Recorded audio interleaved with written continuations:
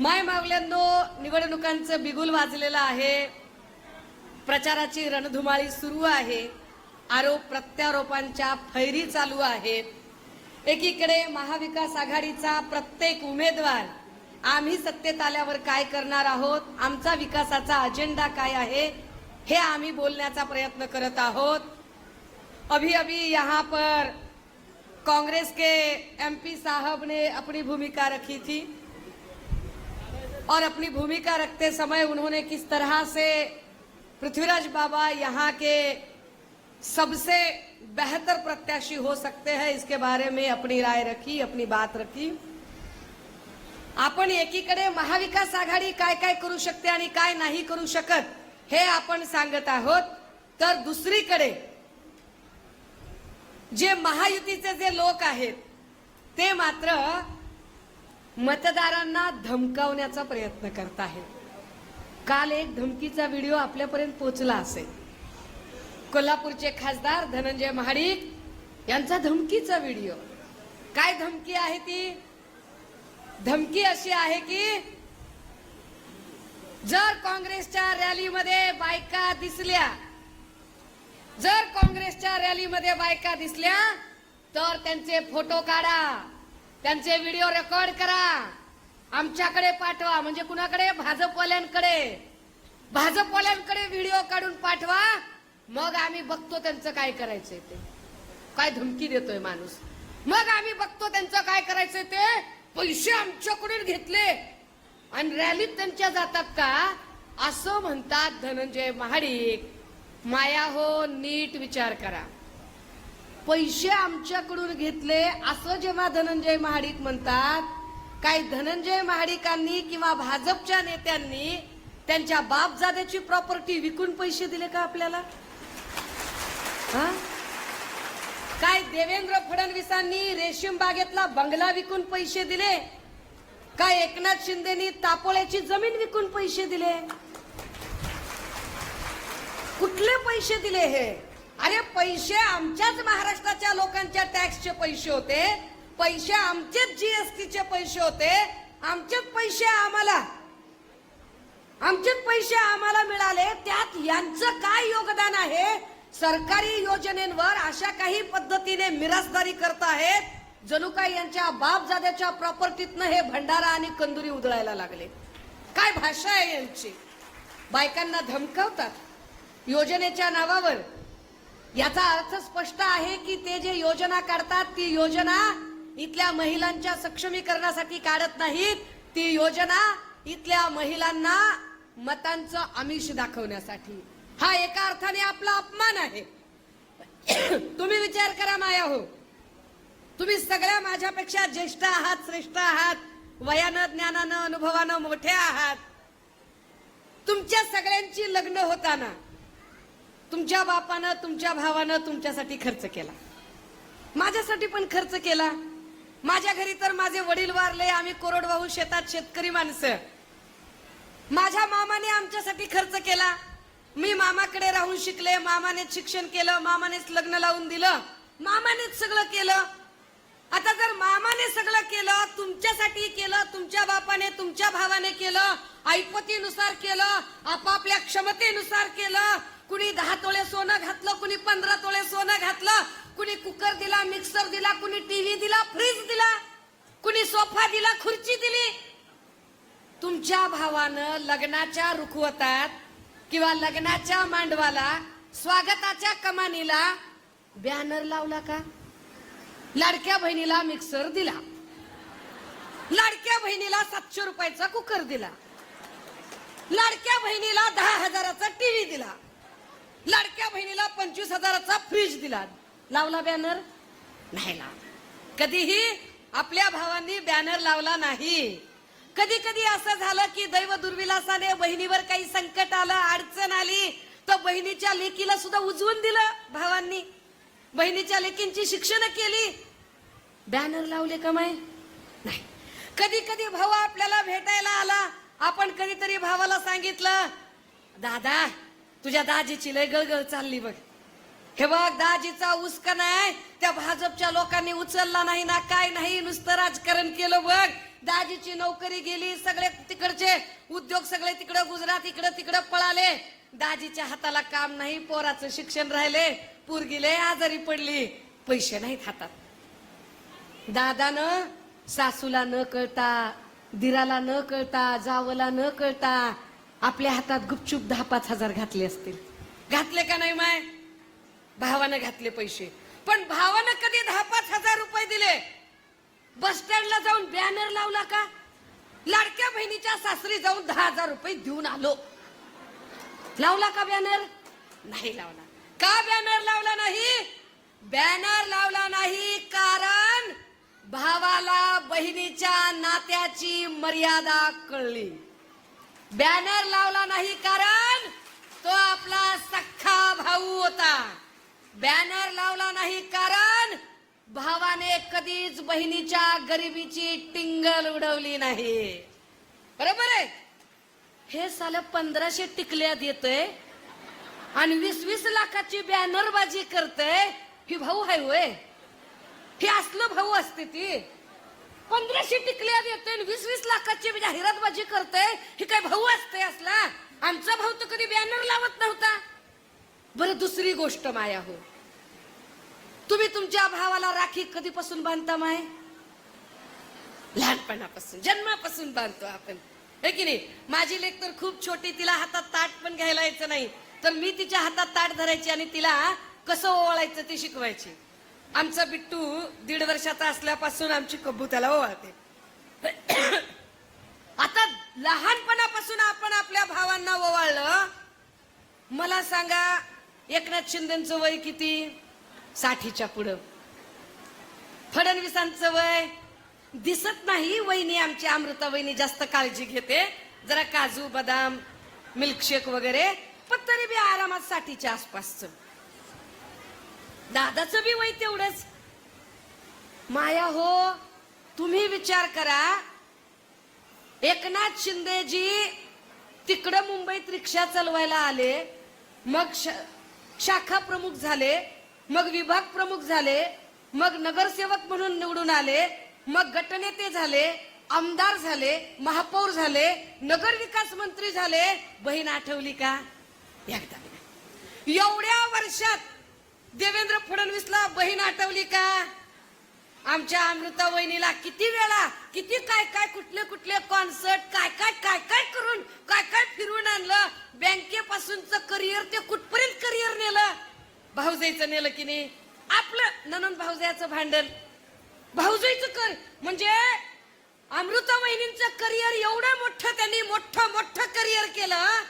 त्या देवेंद्र भाऊंना महाराष्ट्रातल्या बहिणी इतक्या वर्षात दिसल्या का? नाही दिसल्या. बरं, शिंदे साहेब मुख्यमंत्री कधी झाले? तर त्यांनी गद्दारी केली जून 2022ला. मुख्यमंत्री झाले जुलै 2022ला. जुलै 2022 नंतर जुलै, ऑगस्ट, सप्टेंबर, ऑक्टोबर, नोव्हेंबर, डिसेंबर गेला, बहीण आठवली नाही.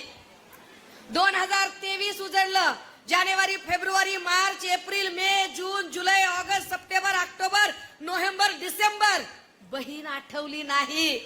2024 उजळलं. जानेवारी, फेब्रुवारी, मार्च, एप्रिल, बहीण आठवली नाही. मेला लोकसभेच्या इलेक्शन मध्ये बहिणीनं असा बी इंगा दाखवला, खाट खाट खाट खाट खाट बहीण आठवली लगेच. विचार करा, ही तीच माणसं आहेत ज्यांनी लोकसभेच्या इलेक्शनला आपल्या लाडक्या बहिणीच्या विरोधात उमेदवार उभा केला होता. ही तीच माणसं आहेत ज्याच्यातल्या एका बहिणीनं तर थेट मोदीलाच राखी बांधली होती आणि तरी बी त्या बहिणीचं तिकीट कापलं होतं. ही तीच माणसं आहेत, ही तीच माणसं आहेत की ज्यांनी आपल्याच बहिणीला पाडण्यासाठी परळीमध्ये राजकारण केलं होतं. ती माणसं आता आपल्याला बहीण बहीण करायला लागली, पण ह्यांना बहिणीचं नातं कळत नाही, ह्यांना फक्त जाहिरातबाजी कळते. आणि मी प्रत्येक वेळेला महाराष्ट्रात सांगते की जाहिरात वाईट गोष्टींची असते. इथे पण खूप जाहिराती असतील, है की नाही? कमळावाल्याच्या इकडच्या तिकडच्या लय जाहिराती. पैसा चिकार आहे, वाटल तिथून पैसा यायला लागलाय. पण तुम्ही विचार करा की जाहिरात कधी आपण टीव्ही बघतो माय, टीव्हीवर ऍडव्हर्टाईज लागते, टीव्हीवर कधीतरी पुस्तकाची जाहिरात येते का? अमुक एक पुस्तक वाचा, फार चांगलं आहे, ज्ञान मिळेल, नाही येत.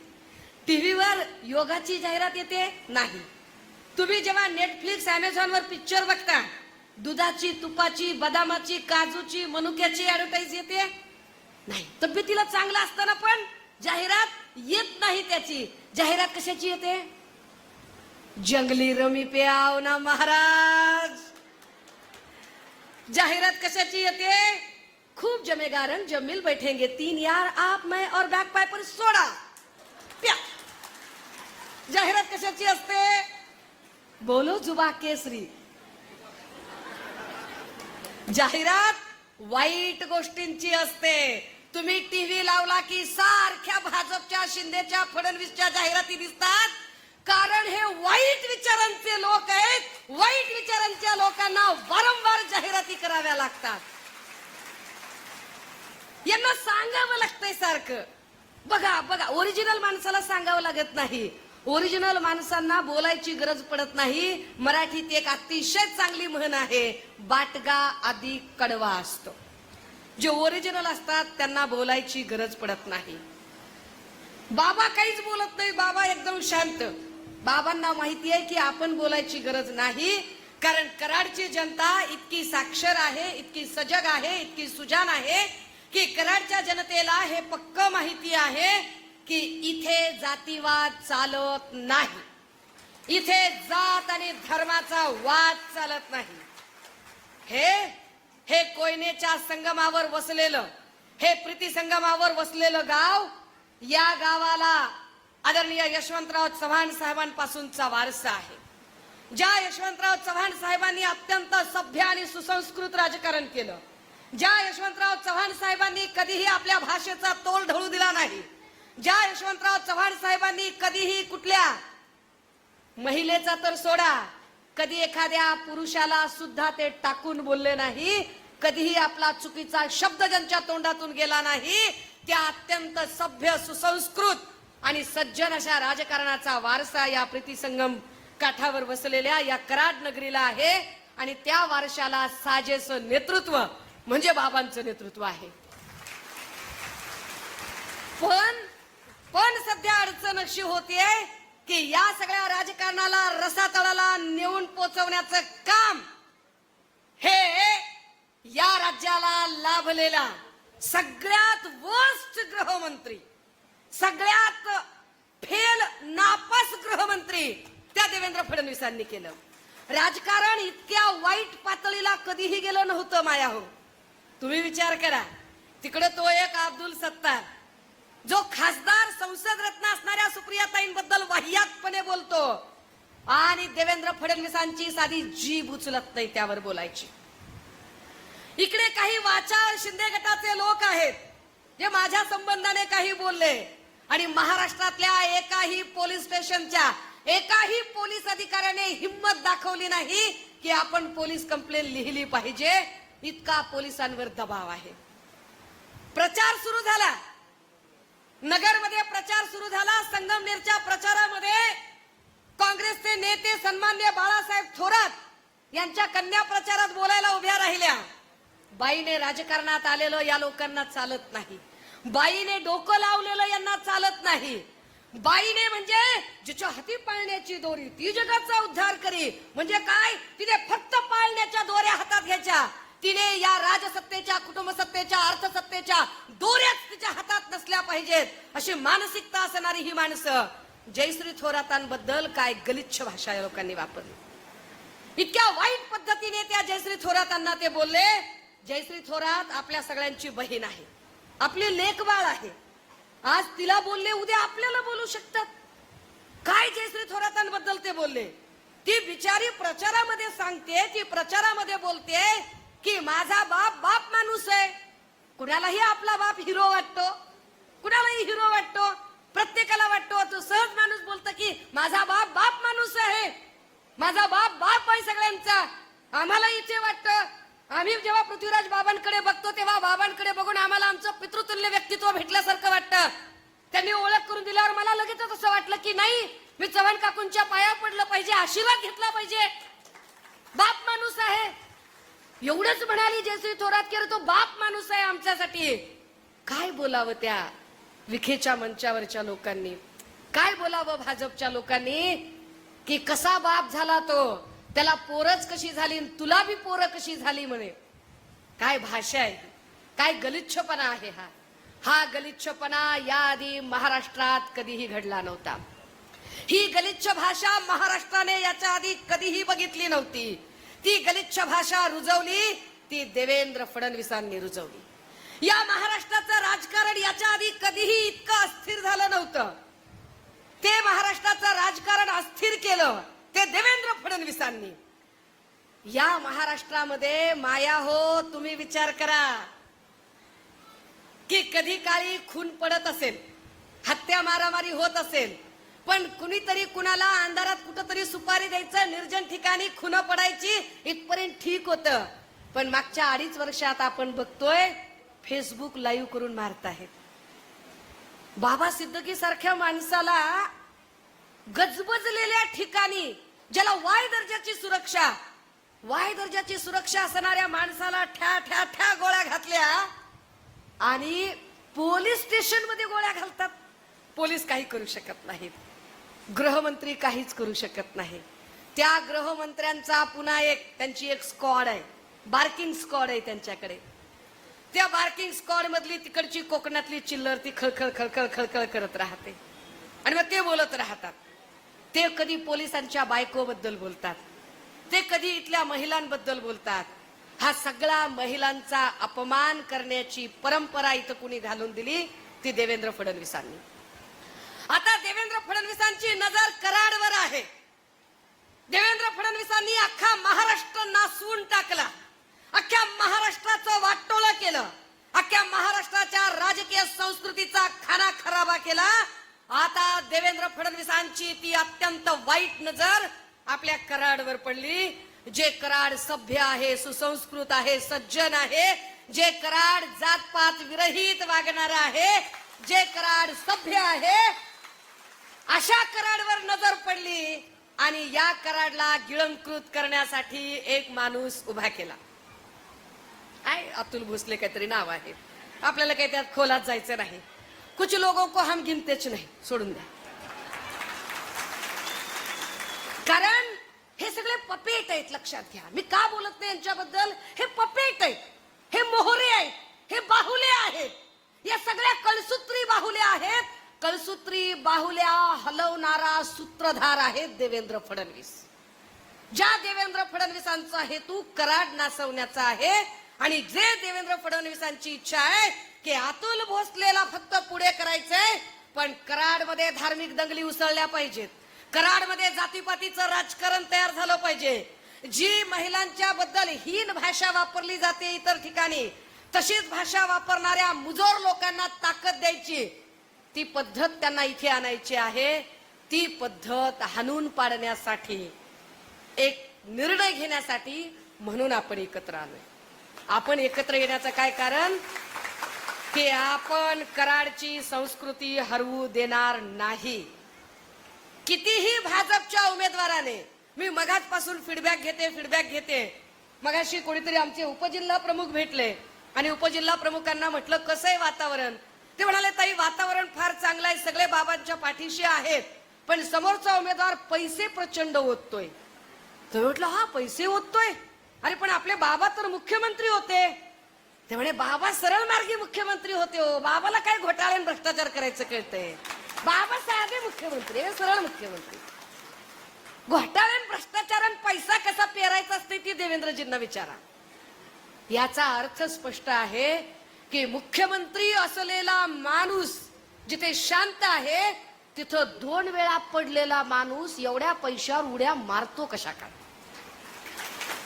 जो माणूस निवडूनच आला नव्हता तो माणूस 2-2 वेळा पडला. बाबा तिसऱ्यांदा बी हाऊस त्याची फेडाच एकदा. लय नाद असेल एखाद्याला तर नाद पुरा केला पाहिजे. हा मला माहितीये बाबा, मी तुमची क्षमा मागते, एवढी भाषा कदाचित आपण ऐकली, परंतु माझा नाईलाज आहे बाबा. तुकोबाराय म्हणतात, ठकासी व्हावे महाठक. समोरची माणसं जर इतकी उन्मत्त आणि माजोरडेपणा करणारी असतील तर मी यांच्याशी शांततेत बोलूच शकत नाही. बाबा खूप शांततेत बोलू शकतात, बाबा खूप संयमी आहेत. मी एवढा संयम दाखवू शकत नाही. यांना ज्या भाषेत कळतं त्या भाषेत सांगावं लागेल. मला खरंच प्रश्न पडला आईला, 2-2 वेळा माणूस पडला आणि पैसा येतोय कुठून, कोण पैसे देतंय? एकीकडे मुख्यमंत्री असणाऱ्या माणसाला वाटतंय की एवढ्या पैशाचं करायचं काय, एवढा पैसा आणायचा कुठून, आणि तिथे पराभूत माणसाकडे पैसे. पराभूत माणूस हे सगळी नाटकं करतो. मग तुमचा ऊस उचलणार नाही, तुमचं याव करेन, तुमचं त्याव करेन. ज्या बाबांनी इथे 1800 कोटीचा निधी वापरला, 1800 कोटी, 1800 कोटी निधी इथे आणला. आमच्या गावाकडची पोरं इथे कराडमध्ये शिकायला आहेत कित्येक जण. ते म्हणतात की अहो इकडचं वातावरण फार चांगलं आहे. माझी मैत्रीण इथे कराडच्या बाजूला इस्लामपूरमध्ये आहे, अर्चना थोरात, लॉ मध्ये PhD झालेली. ती कराडमध्ये नोकरीसाठी येते. ती होते की नाही, कराडमध्ये नोकरी करायची आहे कारण इथे डोक्याला ताण नाही, ते सुरक्षित वाटतं आम्हाला. ही सुरक्षितता इथल्या माय बहिणींना मिळाली, ती बाबांमुळे मिळाली. माया हो, का निर्णय घ्यायचा आहे त्याचं कारण आहे. का 3 नंबरचं बटन दाबायचं, का हात मजबूत करायचा, का हाताला साथ द्यायची. 3 वेळा पडला, 4थ्यांदा पाडू. पडलाच की ते कोणतं पडा, जाऊ दे आता, त्यावर नाही बोलायचं जास्त. माया हो, का निर्णय घ्यायचा आहे, का हाताला साथ द्यायची, का हात मजबूत करायचा. गेल्या इतक्या वर्षामध्ये म्हणजे स्वर्गीय इंदिरा गांधीजींच्या पासून ते आत्तापर्यंत इतक्या वेळा काँग्रेसची सत्ता आली, पण काँग्रेसने कधीही कुणाचे फोन टॅप केले नाही, कुणावर स्पाईंग केलं नाही, कुणावर पाळत ठेवली नाही. परंतु इतक्या गलिच्छ पद्धतीने या लोकांनी स्पाईंग केलं. अहो दस्तूर खुद्द फडणवीस साहेब सांगतात की माझ्या बायकोवर स्पाईंग झालं. घ्या आता, गृहमंत्र्यांचीच बायको जिथं सुरक्षित नाही तिथं तुमचं माझं काय खरं आहे. तुम्ही विचार करा माया हो, तुम्ही शाळेत गेला असाल, तुमच्यापैकी लय जण शिकलेले असतील. मी पण शाळेत गेले. माझी शाळा साधारण 4 ते 5 किलोमीटर अंतरावर होती. काय स्कूल बस नव्हती, रिक्षा नव्हती, काय नव्हती. आम्ही आपलं पायी शाळेत जायचो, पायी शाळेत यायचो. गल्लीत 4-5 पोरं होती. आई पोरांना सांगायची गल्लीतल्या, अय पोर हो, येताना माझ्या लेकराला सांभाळून घेऊन या र. का सांगायची? हायवे ओलांडून यावं लागायचं. लेकराला काही अपघाताची भीती वाटू नये ती सांगायची, अय पोर हो, माझ्या लेकराला सांभाळून घेऊन या बरं. विश्वास होता, सुरक्षितता होती. आता काय परिस्थिती झाली माय? या 4-5 वर्षातली परिस्थिती अशी आहे, स्कूल बस आणि रिक्षा शिवाय लेकरू जाऊ शकत नाही शाळेत. आपण आपल्या लेकराला स्कूल बस लावली, रिक्षा लावली, आपण लेकराचं बोट धरून बाहेर येतो, स्कूल बस आली, स्कूल बस येईपर्यंत थांबतो, लेकरू बसमध्ये बसेपर्यंत थांबतो. जोपर्यंत आपल्या नजरेसमोरून बस हलत नाही आपण जागा सोडत नाही. लेकरू बसमध्ये जातं, लेकरू परत येईपर्यंत आपल्या जीवात जीव नसतो. लेकरू सुरक्षित आलं पाहिजे. हे असुरक्षितता कुणी निर्माण केली? हे वातावरण आलं कुठून? पुण्यातल्या हिंजवडीमध्ये 8व्या मजल्यावरून 70 वर्षाच्या आजीला 6व्या मजल्यावर फरफटत आणलं आणि 6व्या मजल्यावर तिच्यावर 28 वर्षाच्या माणसाने बलात्कार केला. कुणालाच लक्षात आलं नाही. खाली सीसीटीव्ही मध्ये जेव्हा सिक्युरिटी गार्डने बघितलं तेव्हा सिक्युरिटी गार्डच्या लक्षात आलं की 6व्या मजल्यावर गैरप्रकार होतोय. वर जाईपर्यंत आजी बेशुद्ध पडलेली होती. 70 वर्षाची आजी, काय बोलायचंय ना, 70 वर्षाची आजी. त्या बदलापूरमध्ये 3.5 वर्षाचं बाळ. बलात्कार शब्द वापरावा असा वाटत नाही, इतकं लहान लेकरू होते. ते 3.5 वर्षाच्या बाळाला ज्या पद्धतीने त्याच्यासोबत घटना घडली त्याची FIR होत नाही. तुम्ही बघितलं असेल टीव्ही चॅनलवरून, 7 तास मी उन्हात बसले होते. 7 तास मी 7 तास उन्हात बसले, एक FIR व्हावी म्हणून. आणि गुन्हा दाखल झाल्यावर त्याची जामीन फक्त 2.5 तासात झाली. काय राज, काय अवस्था आहे, काय. आम्ही आता बदलापूर नंतर तब्बल 17 घटना घडल्या. या 17 घटनांच्या मध्ये आता आमच्या परभणी जिल्ह्यातल्या पाथरी तालुक्यात सोनपेठ मध्ये घटना घडली. त्या सोनपेठ मध्ये 3 वर्षाचं बाळ, त्या बाळाला मी कसं बोलावं मला समजत नव्हतं, की कसं विचारायचं की बाळा तुझ्यासोबत काय झालंय. आणि ते बाळ सांगतं, माऊ माऊ तो जे सर होते ना माऊ, त्यांनी ते मागची कर्दळीची पानं तोडून आणली माऊ, त्यांनी इकडे अंतरली माऊ, मला शूच्या जागी मुंग्या चावल्यासारख्या होतात. काय बोलायचं. आणि तरीही देवेंद्र फडणवीस काहीच करू शकत नाही.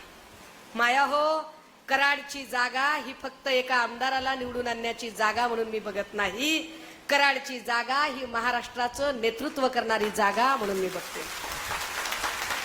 या महाराष्ट्राला सुरक्षितता प्रदान करण्यासाठी, या महाराष्ट्रातल्या लेकी बाळींनी मोकळा श्वास घेण्यासाठी हा महाराष्ट्र एका अत्यंत आश्वासक, संयमी, शिस्तबद्ध आणि दूरदृष्टीचं नेतृत्व असणाऱ्या हातात जाणं गरजेचं आहे. म्हणून ही निवडणूक आम्हाला महत्वाची वाटते, म्हणून कराडची जागा महत्वाची वाटते. महागाईचे दर असे गगनाला भिडून गेले. काय म्हणजे गॅसची किंमत असेल, डाळीची किंमत असेल, तेलाची किंमत असेल, इतकी महागाई वाढून गेली की जगायचं कसं असा प्रश्न आहे. लेकरांचं शिक्षण कसं करायचं. महाविकास आघाडीने जाहीरनामा काढला आणि जाहीरनाम्यामध्ये सांगितलं की आम्ही फक्त मुलींचं शिक्षण नाही, मुलींइतकं मुलांचं शिक्षण सुद्धा आम्ही सत्तेत आल्यावर मोफत करू. आम्ही ताकदीने सांगतो. आम्ही ताकदीने सांगितलं की आम्ही तुमच्यासारखी जाहिरातबाजी करणार नाही. आम्ही आमच्या बहिणींची टिंगलबाजी करायची आणि दिखावा करायची आम्हाला गरज नाही. महाविकास आघाडी सत्तेत आल्यानंतर सगळ्याच बहिणींचा सन्मान करत सगळ्याच गृहलक्ष्मींच्या साठी महालक्ष्मी योजना दरमहा 3000 रुपये आम्ही सांगतो. आम्ही ताकदीने सांगतोय की महाविकास आघाडीतलं सन्माननीय पक्षप्रमुख उद्धव साहेबांनी कोरोना काळात जे अत्यंत संयमीपणाने परिस्थिती हाताळली, कोरोना काळात त्यांनी जे काम केलं त्या कामाची दखल फक्त महाराष्ट्र आणि भारत सरकारने नाही तर जागतिक आरोग्य संघटनेने घेतली. आणि जागतिक आरोग्य संघटनेने सांगितलं की जगभरात सगळ्यात चांगलं काम जर कुठं झालं असेल तर ते महाराष्ट्रात काम झालं, ते उद्धव ठाकरेंनी काम केलं. माया हो, एकीकडे कोरोनाची महामारी आपण अनुभवली आणि त्याच वेळेला आरोग्याचा प्रश्न किती महत्वाचा आहे ते आपण जवळून बघितलं. रेमडेसिवीरचं काय होत होतं, ऑक्सिजनचा बेड मिळत होता की नव्हता, फार जवळून आपण बघितलं. एकीकडे गुजरातमध्ये रस्त्यावर प्रेत जाळली जात होती, दुसरीकडे युपी मध्ये प्रेत नदीवर तरंगत होती. महाराष्ट्र एकमेव असं राज्य आहे ज्या राज्यामध्ये प्रत्येक जाती आणि धर्माच्या नुसार त्या प्रेतांचे त्यांच्या इतमामात संस्कार होत होते. महाराष्ट्र एकमेव असं राज्य आहे की जिथे कमीत कमी जीवितहानी झाली. आपल्याला आश्चर्य वाटेल की कोरोना नसताना, आता तानाजी सावंत आरोग्य मंत्री होते तेव्हा, कोरोना नसतानाच्या काळामध्ये एवढे बल्क मृत्यू झाले, इतके बल्क मृत्यू हे कोरोना काळातही झाले नव्हते. कारण तानाजी सावंतांना आरोग्य कशाशी खातात तेच कळत नाही. ज्या माणसाला हत्तीपाय नावाचा रोग डास चावल्यामुळे होतो की दूषित पाण्यामुळे होतो हे कळत नाही. धरण कसं फुटलं तर खेकड्यांनी फोडलं म्हणून सांगतोय पठ्ठ्या. काय अपेक्षा करायची. इकडं बाजूला पाटण आहे. मग अशी बाबा सांगत होते हर्षदची स्थिती फार चांगली आहे. त्या पाटणचं मंत्री एक्साईज मिनिस्टर, एक्साईज म्हणजे काय असतो माय, एक्साईज म्हणजे दारू, तंबाखू, विडी, सिगारेट, गुटखा याच्यावर नियंत्रण ठेवणारा मंत्री. पण तोच मंत्री तिकडं असेंब्लीत बसून समोरच्याला चुना मागतोय, समोरच्याला. अरे काय धंदा. माणसं बघा कशी आहेत. कृषी मंत्री कोण आहे, ज्याला दुबार पेरणी कळत नाही, ज्याला धूळ पेरणी कळत नाही, ज्याला खतांचं प्रपोषण कळत नाही, ज्याला 15-15ची खताची बॅग काय असते त्याची किंमत काय कळत नाही, ज्याला रुमणं कळत नाही, कुळप कळत नाही, कुळव कळत नाही, दांडा कळत नाही, आऊत कळत नाही, जोत कळत नाही, असा कृषी मंत्री. येड्याची जत्रा आणि कारभारी सत्रा सगळ्या महाराष्ट्राचं सगळं अस्थिर करून टाकलं. म्हणून आपल्याला 20 तारखेला निर्णय घेण्याची गरज आहे. या सगळ्या सिच्युएशन मध्ये महाविकास आघाडीने ठरवलं, आम्ही आमचा वचननामा देताना सांगितलं की कोरोना सारखी पुन्हा परिस्थिती उद्भवली तर महाराष्ट्रातला कुणाचीही जीवितहानी होता कामा नये, म्हणून 50,000पर्यंतचा आरोग्य विमा हा राज्य सरकारकडून केला जाईल. या संबंधाने वचननाम्यामध्ये आम्ही लिहिलं. महाराष्ट्र सरकारने सांगितलं. एकीकडे देवेंद्रजी तत्वता नुसता अभ्यासच करत होते, किती अभ्यास करतात काय माहित. एवढा अभ्यास करून काय करायचंय? नुसता मी अभ्यास करतोय. अहो शेतकऱ्यांची कर्जमाफी मी अभ्यास करतोय. अहो कशाला एवढा अभ्यास करताय तुम्ही? एकीकडे मला आनंद आणि अभिमान आहे की उद्धव साहेब मुख्यमंत्री असताना सरसकट 7 कोरा केला आणि सरसकट कर्जमाफी दिली आम्ही. आणि आताही आम्ही आमच्या जाहीरनाम्यात वचननाम्यात सांगतोय की 3 लाखापर्यंतची शेतकऱ्यांची कर्जमाफी सत्तेत आल्यानंतर केली जाईल. 3 लाखापर्यंतची कर्जमाफी आम्ही करू आणि जे अत्यंत प्रामाणिकपणे कर्ज फेडणारे लोक आहेत अशांच्यासाठी आम्ही 50,000ची पुन्हा सवलतीची रक्कम ठेवू. आम्ही वारंवार इथला शेतकरी भांडतोय की शेतकऱ्याला हमी भाव पाहिजे, पण तो हमी भाव मिळतच नाहीये. केंद्र सरकार त्याबद्दल काहीच निर्णय घेत नाही. केंद्र सरकार निर्णय घेईल तेव्हा घेईल, केंद्रातली सत्ता भाजपची आहे, ते जेव्हा करतील तेव्हा करतील. पण महाराष्ट्रात महाविकास आघाडीचं सरकार आल्यानंतर महाविकास आघाडीच्या लोकांनी ठरवलं की काय करायचं, तर किमान राज्यापुरता तरी MSP कायदा, मिनिमम सपोर्ट प्राइस, किमान आधारभूत किंमत शेतमालाला मिळाली पाहिजे. या संबंधाने महाविकास आघाडी ही आग्रही असेल, प्रयत्नशील असेल. यावर आपण काम करायचं ठरवलं. माया हो, हे सगळं करताना एकीकडे ते जातीपातीचं विष पसरवतात. लोकसभेलाही त्यांना निवडणुकीचा सूर सापडला नव्हता.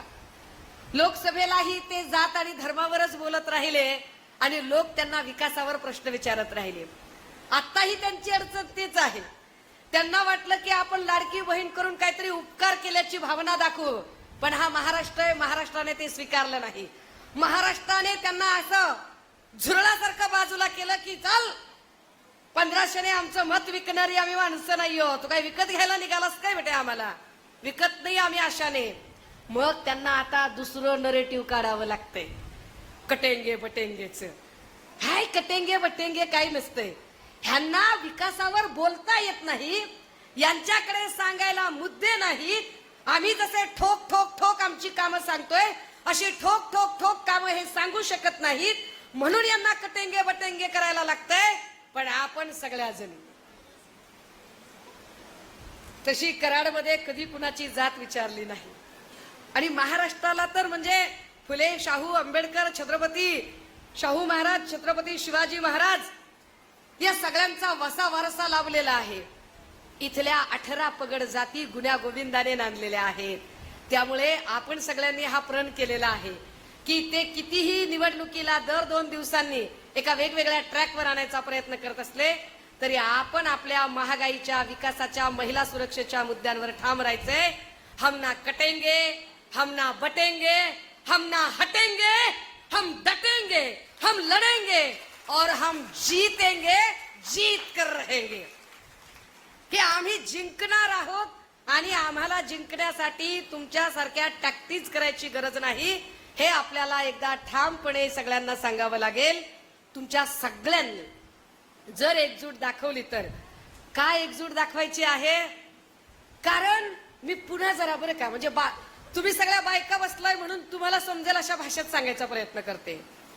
माय मावल्या हो, समजा तुमच्या भावाच्या घरी वास्तुशांती आहे, समजा तुमच्या भावाच्या घरी एखादा लग्न कार्यक्रम आहे, समजा भावाच्या घरी काहीतरी मोठा समारंभ आहे, भाऊ घ्यायला आला, भावाच्या घरी गेलात, भावानं 5 म्हणतात 10,000चं लुगडं घेतलं, 10,000ची पैठणी घेतली, पण तुमच्या लेकराला बोटभर कापड घेतलं नाही, तुमच्या नवऱ्याला हिंग लावून बी विचारलं नाही, नेसता का साडी?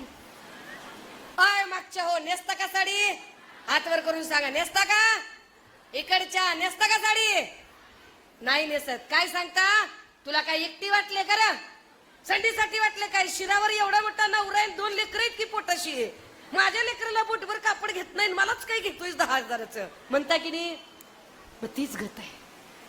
इथं दाजीला नोकरी नाही, इथं पोराला शिक्षण नाही, इथं आम्हाला लेकराला आमच्या रोजगार नाही, आणि काय आपण एकटीनेच निर्वाहायचं? माय आता दाजीला नोकरी मिळाली पाहिजे, जावयाला चांगल्या कंपनीतला रोजगार मिळाला पाहिजे, कंपन्या गुजरातला जाणं थांबलं तर जावयाला चांगल्या कंपनीचं पॅकेज मिळणार आहे. हे सगळे जॉब आपल्याला मिळायला हवेत. त्या सगळ्या जॉब रिक्वायरमेंटच्या साठी, चांगल्या एम्प्लॉयमेंटसाठी, चांगल्या रोजगाराच्या साठी, महागाईचा दर कमी करण्यासाठी आणि महत्वाचं म्हणजे कराडला सुसंस्कृत कराडचं रुपडं जे सोज्वल रुपडं आहे ते सोज्वल रुपडं अबाधित ठेवण्यासाठी येणाऱ्या 20 तारखेला ईव्हीएम वरचं किती नंबरचं बटन, किती नंबरचं,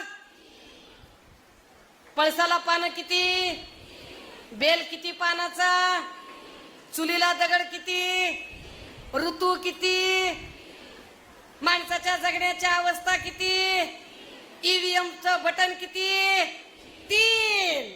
3 नंबरचं बटन दाबायचं आणि खडाखट खडाखट खडाखट।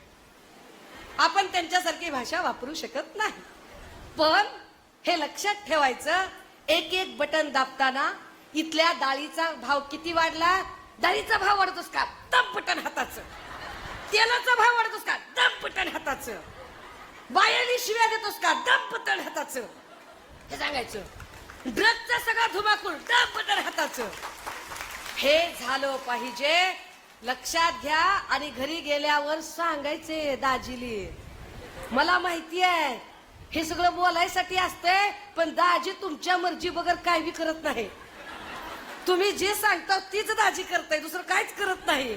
त्यामुळे इकडून गेल्यावर दाजीला बी सांगायचंय की हाताला साथ देणं गरजेचं आहे, हाताला साथ दिली तर नुसत्या कराडचं नाही राज्याचं नेतृत्व लाभेल, हे पुन्हा एकदा नीट लक्षात ठेवायचं आहे। मी जी काही भूमिका मांडली, मी जाणीवपूर्वक समोरच्या उमेदवाराचा नामोल्लेखही करणं टाळते, कारण मी एका शब्दात सांगितलं की ज्या लोकांना मी खिचगिंतीतही धरत नाही, जी माणसं माझ्यासाठी फार महत्वाची वाटत नाहीत आणि जी माणसं देवेंद्र फडणवीसांनी उभी केली आहेत, अशा माणसांच्या बद्दल मी अजिबात फार बोलू इच्छित नाही।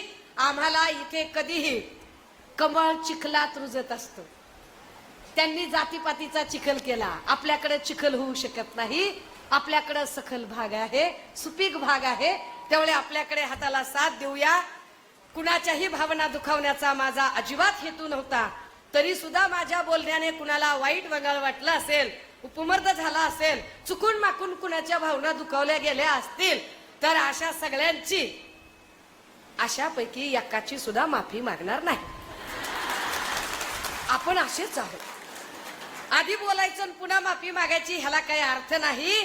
पटेल ते बोलणार आहे, पचेल ते खाणार आहे, शोभेल ते वागणार आहे, या बाण्याने राहायचं आणि 23 तारखेला तुमच्याकडे गुलाल उधळायला मी येणार आहे।